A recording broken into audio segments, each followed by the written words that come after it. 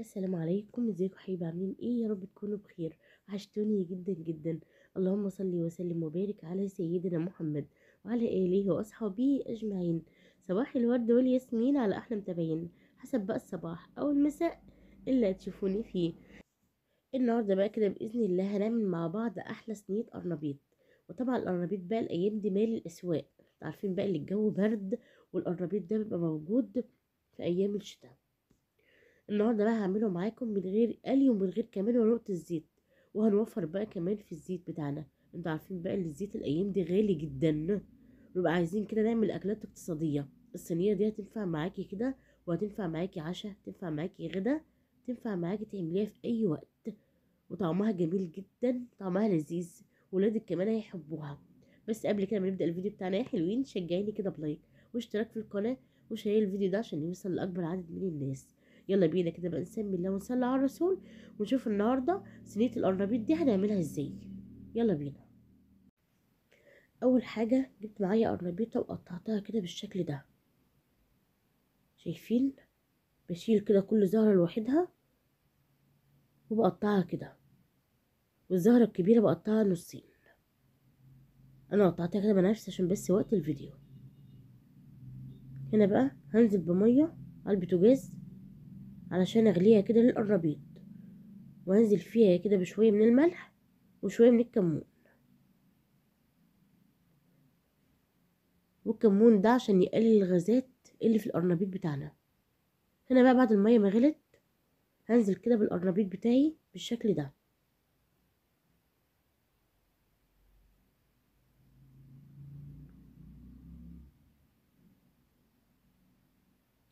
واقلبه كده كله مع بعضه واسيبه بقى لما يتسلق خالص كده براحته. بعد ما يتسلق خالص كده بالشكل ده، شايفين؟ هبدأ بقى كده على طول اطلعه في مصفى علشان يصفي المية بتاعته.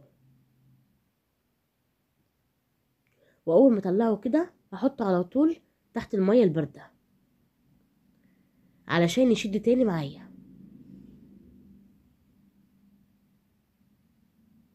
شايفين بالشكل ده؟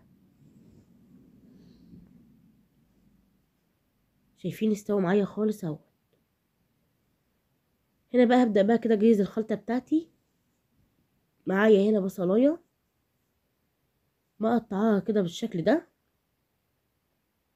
وهنزل كده بقى بشوية من الزيت عليها وهسيبها كده بقى لما تتبل. انا مش عايزاها لا تصفر ولا تحمر معايا، انا عايزاها بس تتبل معايا. وفي نفس الوقت معايا هنا فلفل الوان، هنزل بيه كده على البصلة بتاعتي واديلها برضو كده تشويحة لحد ما تتبل معايا خالص. بجد الخلطة دي هتخلي القرنبيط بتاعنا في حتة تانية خالص، بتخلي كده الطعم معانا جميل جدا. جربيها وبإذن الله هتتعيلي. كده بقى كده على جنب. هنا بقى القرنبيط بتاعي بعد ما اتسلق خالص هبدأ بقى كده افصصه بالشكل ده. شايفين؟ انا عايزاها كده متقطعة، يا دوبك تبقى ظاهرة معايا في الصينية. بعد ما قطعتها بقى هبدأ بعمل الخلطة بتاعتي. معايا هنا كوباية من اللبن ونص كوباية من المية. انا عاملة ميكس بين المية واللبن. ومعايا كمان بيضتين. مش محتاجين بقى ان احنا نكتر بيض في الصينية، ممكن تستغني برضو عن البيضتين وتخليها بيضة واحدة. وانا اقلبها بقى كويس جدا كده مع اللبن لحد ما البيض واللبن يندمجوا كده مع بعض. بعد كده بقى هنزل بالبهارات بتاعتي. معايا معلقة صغيرة من البهارات المشكلة، ومعلقة صغيرة من البابريكا، وكمان معلقة صغيرة كده من الفلفل الأسمر، ومعلقة صغيرة من الكزبرة، وبرضك معلقة صغيرة كده من البيكنج باودر، ومعلقة من الملح. هتظبطي انت بقى الملح بتاعك. ومعايا كمان هنا كام فص من الثوم فرماهم كويس جدا وهحطهم، بيدوا نكهة للقرنبيط بتاعتي. هتقولي بقى صينية القرنبيط بتبقى عبارة عن كلها كده غازات ومش محتاجين توم. لا والله، التوم بيفرق معانا جدا في الصينية بتاعتنا. هنا بقى معايا كوباية من الدقيق، هنزل بقى كده شوية بشوية علشان اشوف كده العجينة بتاعتي هتحتاج معايا دقيق قد ايه. هنزل بشوية كده وهقلبها. لحد ما الدقيق يختلط كده مع المكونات بتاعتي، واشوف السمك بتاعي. شايفين؟ هقلبها كده كويس جدا. كده بقى حسيت ان هي لسه عايزه كمان شويه، جبت كمان نص كوبايه. يعني هي اخدت معايا كده كوبايه ونص من الدقيق. انت طبعا بقى تحط الدقيق بتاعك حسب الخليط اللي معاكي. ومعايا كمان هنا حبايتين طماطم كده بشراهم ناعم بالمبشره بالشكل ده. ومعايا كمان كميه كده من الخضره شبت وكزبره، طبعا غسلاها كويس جدا ومقطعاها كده بالشكل ده. وهنزل بقى بالخلطه اللي انا عملتها معاكم قبل كده، البصل والفلفل الالوان. بجد بتدي كده نكهه جميله معانا في الصينيه بتاعتنا. عفوا، انت عارفين بقى الايام دي البرد مخلص على الواحد، هتتحس اصلا الصوت متغير من البرد. هنزل بقى كده كمان بالقرنبيط بتاعي اللي انا مقطعاه كده قطع صغيره بالشكل ده. وزي ما قلت لك انا ما عملتوش قوي عشان عايزاه كده يظهر معايا في الصينيه بتاعتي. وهبدا بقى اخد الخليط ده كله واقلبه كده كله مع بعضه، علشان بقى حلوين كله كده يندمج مع بعضه. بجد الخلطه دي جباره وطعمها جميل جدا، وفي نفس الوقت سهله وبسيطه. لا تحتاجي بقى تقف في المطبخ ولا تقعدي تقلي في الزيت ولا وجع الدماغ ده. يا دوبك بتقلبي كده الخليط كله كده مع بعضه وتحطيه في الصينيه وتدخليه الفرن على طول، تبقى طعمها جميل جدا. شايفين؟ كده كله بقى اندمج مع بعضه. نسيت احط كده معلقه من الشطه. طبعا انا مش حباها سبايسي، مش ضروري منها، بس انا بحب كده الشطه ظاهره فيها. وبقلبها برضو كده كويس جدا لحد ما كله كده اندمج مع بعضه. وكده بقى الخليط جاهز معايا وكده تمام. هجهز بقى الصينيه بتاعتي. معانا هنا بقى صينيه بايركس، هنزل فيها كده بالخليط بتاعي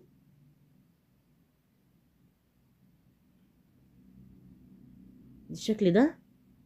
وهبدأ بقى كده اسوي الخليط في قلب الصينيه، علشان ما يبقاش كده جزء عالي وجزء واطي. لازم كده تسويها كويس جدا. شايفين؟ بالشكل ده. والله من قبل ما احطها في الفرن وريحتها ما شاء الله، ريحتها جميله جدا. هسويها كده بالشكل ده.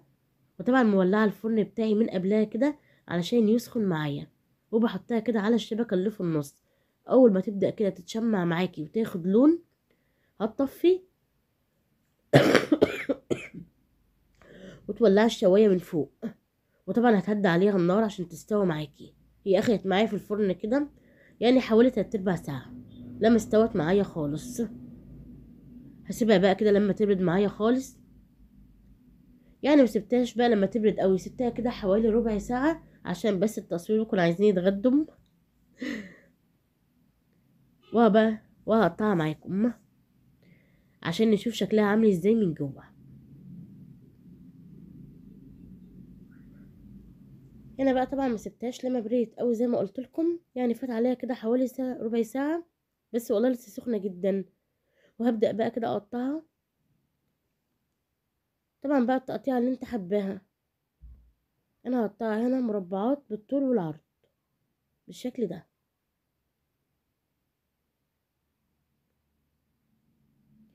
هنا بقى نسمي الله بسم الله وهنشوف بقى شكلها من جوه عامل ازاي.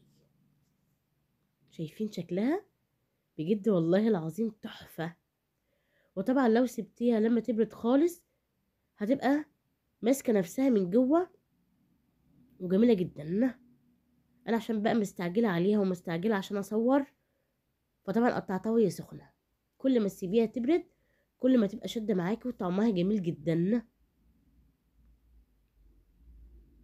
هنا بقى اطلع كده كمان الخرطة. شايفين؟ والارضية ما شاء الله، الارضية جميلة جدا. وشايفين حمرها؟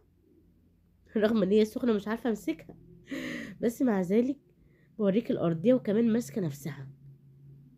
شايفين شكلها؟ تحفة تحفة. والريحة بقى مش هقولكوا على الريحة والطعم. بجد لو جربتيها بالطريقة دي هتعجبك جدا، وهتعجب كمان اولادك لو هم اصلا مش بيحبوا القرنبيط. وهو تغيير. شايفين الارضية ناشفة من تحت ازاي؟ لو عجبكم بقى فيديو النهاردة واستفدتوا منه، شجعيني كده بلايك واشتركوا في القناة وشير الفيديو ده عشان يوصل لأكبر عدد من الناس. سلام.